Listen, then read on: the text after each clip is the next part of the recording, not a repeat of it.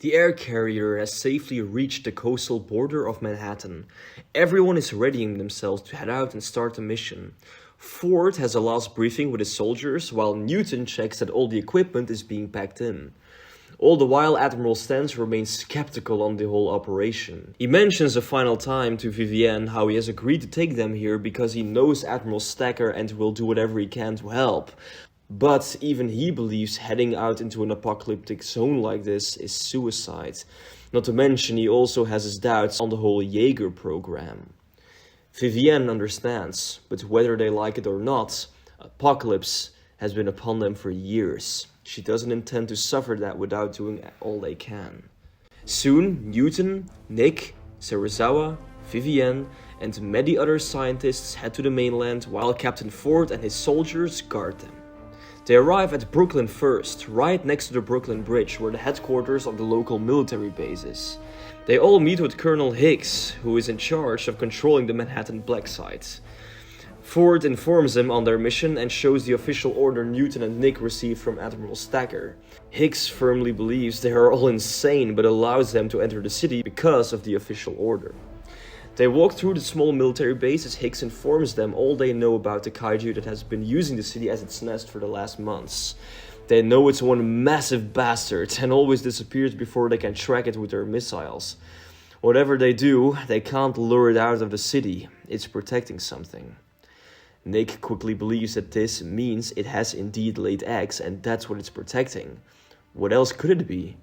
The final thing Hicks reveals is that it has been burrowing holes throughout the whole city, which it uses to move around unseen. Ford claims they can use those tunnels to search for the nests, which the scientists all agree on. Hicks does believe they carry too little manpower with them, so he summons his own best commander, O'Neill. At this point, they have around 50 soldiers, which should be just enough to travel low profile through the tunnels. After the final agreements are made, they are all given the green light to enter Manhattan via the Brooklyn Bridge. It's mentioned that this is the only bridge still standing, so it's their only direct way in, but also out of the island. The final thing we see is all the scientists and soldiers heading out over the bridge towards the partially destroyed city, as thunder and lightning keep on raging in the sky above. At the military base in Hong Kong, Chuck is boxing with several other soldiers. He keeps on challenging several to fight as he wins every single one. When he wants to challenge his fourth opponent, a lot of people suddenly head to the main gate. It's revealed how none other than Raleigh has returned back to the base, and many people head towards him to greet him. Raleigh himself is nostalgic as he sees his old home again, but he does feel largely sad since all of this also bring back memories of his brother. When Ops meets him, a smile does show on his face as the two hug as old friends. Ops is clearly happy to see him back, but when Chuck joins the group, the atmosphere slowly turns.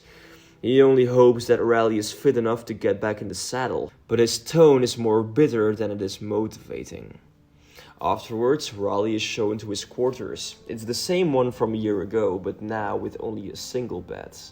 He has a moment to himself as he feels a lot of memories coming back. The good ones and the bad. Ops is there, however, to make him feel a bit better, as he also mentions how Chansey would have wanted him to keep fighting, if not for the greater good, then to avenge him. Raleigh thanks him for the support. It's a nice moment between the two. In Brooklyn, Admiral Stenz also visits the mainland as he meets with Hicks.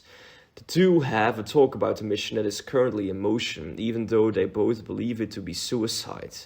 Hicks mentions how the kaiju is almost always down in the underground. If there is a nest, they'll never be able to reach it.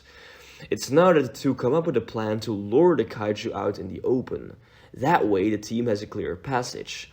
And maybe the military can even kill the kaiju for good. The green light is soon given, and Hicks contacts O'Neill to inform him on the plan. In Hong Kong, Audrey heads to the local news station where she works as a reporter. As she talks with some of her co-workers and superiors, it's revealed how the public still believes the kaijus only attack certain sea cities, and that all major cities inland are safe. Audrey now brings up the mission that Nick has left on, claiming there's a possibility that the kaijus can reproduce on land and thus conquer the mainland as well. This theory is quickly refused by the superiors as they believe it will only cause mass panic, and they don't need any of that. Audrey does believe the people must know the truth. An argument eventually breaks out as Audrey is sent away. She will report what they tell her to report, or she can pack her things and go home. Angry, Audrey heads to her own office where she's soon visited by another co-worker. She's told how the news and government are probably covering up vital information at this very moment. Apparently, something very bad has happened on an island in Japan where a nuclear power plant was located. Perhaps something kaiju-related? But all of the survivors are reportedly being silenced. Audrey finds this extremely important and wants to contact the military immediately. In Manhattan, the team heads through empty street after empty street until they find the best entry point to the underground system. They pass numerous wrecked buildings, even witnessing a partially destroyed Chrysler building. Serizawa looks at all the damage in awe instead of terror. O'Neill finds this strange and even confronts the man with it. But Serizawa claims that if any of them have been studying the kaijus as long as he has, then they would maybe understand. What they are witnessing isn't just death and destruction. It's a new era, a new age, and mankind won't be in it. They eventually find a way to enter the underground as O'Neill contacts Hicks. It's again mentioned how the army plans on luring out the kaiju into the open. When Ford asks them how they plan on doing that, O'Neill claims they learned a year ago that radioactivity is something that the kaijus have adapted to, and now even crave to become stronger. That's what they will use. Serizawa and Vivienne claim that's a huge risk. Nick and Newton agree. O'Neill understands every one of them, so that's why they have to hurry to get the job done. The team heads down into the underground. Hong Kong. In the middle of the night, Raleigh can't sleep in his quarters, so he decides to head out and throw a few punches in the gym. As he punches one of the boxing bags again and again, he keeps on seeing flashes of his brother in front of him. This only makes him punch harder and more aggressively. He keeps doing this all the way until Stacker stands behind him and reveals himself. This startles Raleigh at first, but soon he just carries on. The two have a calm conversation as Stacker asks him if this is what he always does when facing his inner demons, which Raleigh confirms. Every time he sees or hears them, he needs to punch them away. Stacker nods, but when asking if that makes the demons truly go away, Raleigh can't answer. Stacker gives another motivational monologue as he knows Raleigh is a good soldier, but what he needs now is a Jaeger pilot. Raleigh is confident enough and promises him that he won't let him down. And before Stacker leaves, Raleigh does ask him who he is sharing the Jaeger with, since there need to be two pilots at the same time in order for the drift to work. Stacker smiles and mentions he has someone very good, but he won't say who as of yet. In Herc's quarters, he is visited by Chuck, who claims it's a mistake to let Raleigh back in. He can't be trusted since he's still struggling with trauma without a doubt. Herc claims it's the Admiral's orders, and he trusts him. Chuck makes it extremely clear how he disapproves of this, but now Herc does stand up and orders his son to stop this defiant behavior. He has no enemies here, so he needs to stop making them himself. An intense moment follows as Chuck claims the whole world might well be his enemy after he lost what he loved most. Herc knows what he's talking about and tries to make amends with his son, but Chuck storms off before he can. It's clear how Chuck is dealing with severe trauma himself, but we can only guess what that might be. In Brooklyn, the military base is on high alert as several trucks get loaded with radioactive plutonium. Several soldiers get dressed in protection gear as Stenz orders them to head out into the city and lure that monster out. Once in the open, they will blast it out of existence. The soldiers are briefed and soon they head over to the Brooklyn Bridge with the plutonium-loaded cargo. It's clear that the soldiers inside the trucks are extremely on edge.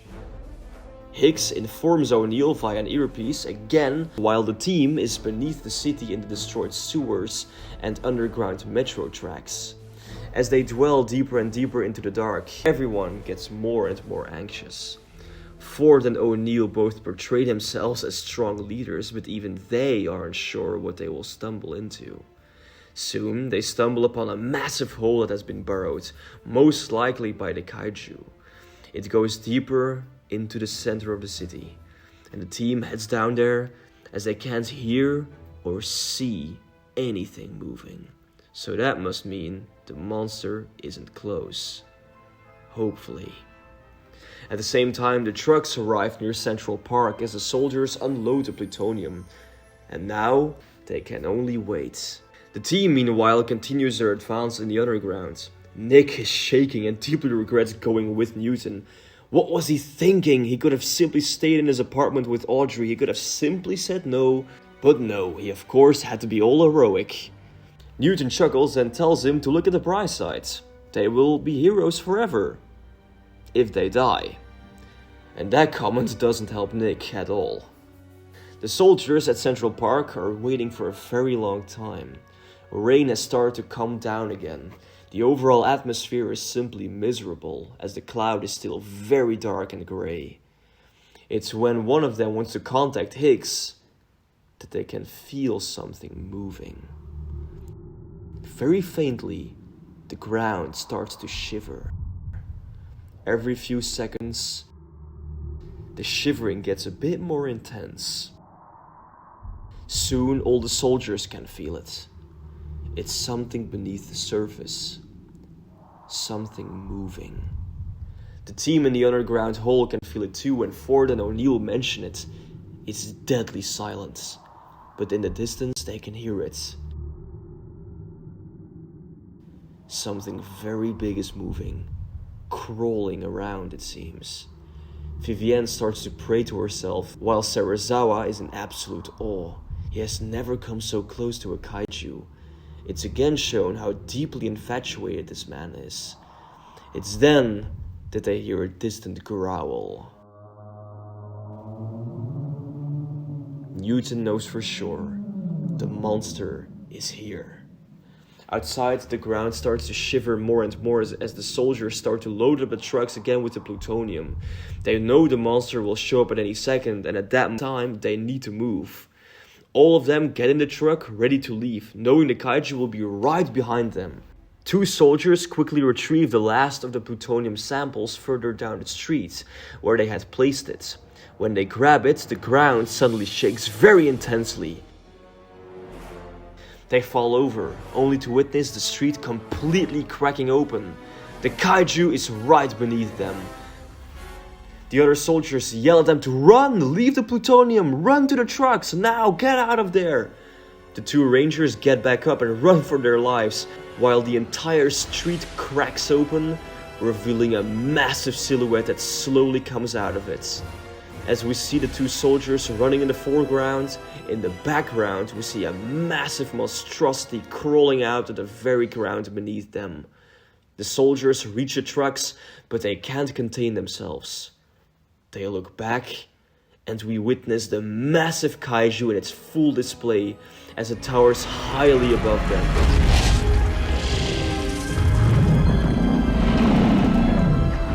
It roars loudly. In the underground, everyone can hear it as well.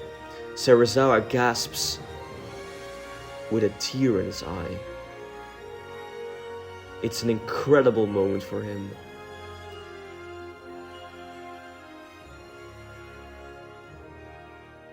The soldiers outside soon quickly all head inside the trucks and ride for the Brooklyn Bridge as fast as they can. The kaiju senses the plutonium and heads after them. The soldiers inside the truck contact Hicks and Stenz, claiming the first phase is a success. They have the kaiju right on their heels, they're coming for them. Hicks laughs, this is their chance. Stenz quickly gives the order to every single fighter jet and helicopter on his air carrier. It's time for revenge. Time to take back Manhattan. Beneath the city, the team keeps moving until they finally reach the end of the massive hole they went through. Apparently, it has led them straight to Madison Square Garden. They start to investigate the place after O'Neill got the green light from Hicks. They need to move fast in case the plan would go south. After heavy searching, Nick and Vivienne end up finding what they were looking for. 3 eggs, larger than themselves. Nick yells for everyone to join them. They have found it! Their theories have been confirmed. The kaijus are reproducing and are using the mainland as nesting grounds. When they celebrate such a find, Ford points out another set of eggs not too far away. This startles Nick and Vivienne. Serizawa and Newton soon also find another 7. That's when Nick and Vivienne start to panic slightly. Wait, just how many eggs are there exactly? O'Neill soon gains access to the power in the maintenance room. He manages to turn on the lights over the entire destroyed Madison Square Garden, and dozens, almost hundreds, of eggs are revealed as light is shed over the entire inner area. The whole team is shocked as they stare at the sight in silence.